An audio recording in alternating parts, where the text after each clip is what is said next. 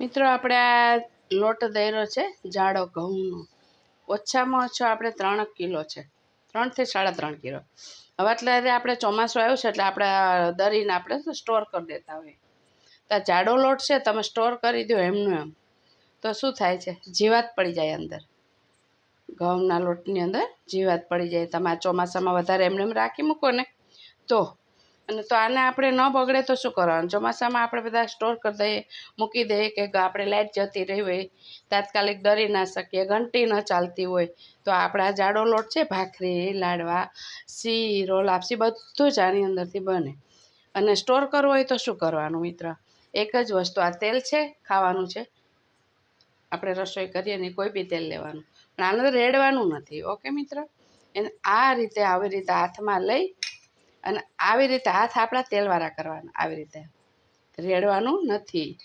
પછી આને આ રીતે આ તેલવાળો આખો જ આવું કરશો ને એટલે તેલ દેખાશે નહીં પણ તેલવાળો થઈ જશે, બિલકુલ નહીં દેખાય.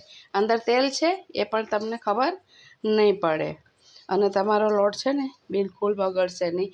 ગમે ત્યારે તમે આને યુઝ કરી શકો, કેમ કે અત્યારે આપણે હવા પણ ભેજવાળી હોય, વસ્તુ આપણે બગડી જતી હોય તો ઘણા આપણે છોકરી નવી નવી હોય તો એને ખબર ન પડતી હોય કે આપણે આને કેમ બગડી જાય છે, તેને કેમ સ્ટોર કરવો.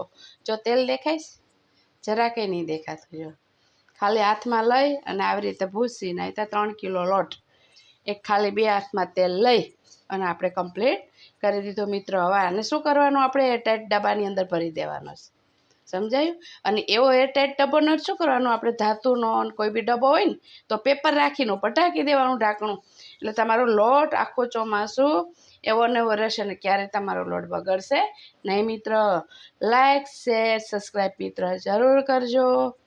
સૌ મિત્રને મારા જય શ્રી કૃષ્ણ. ગમે તો મને કહેજો, ના ગમે તો બધાને કહેજો, સોરી ના ગમે તો મને કહેજો. ઓકે મિત્ર.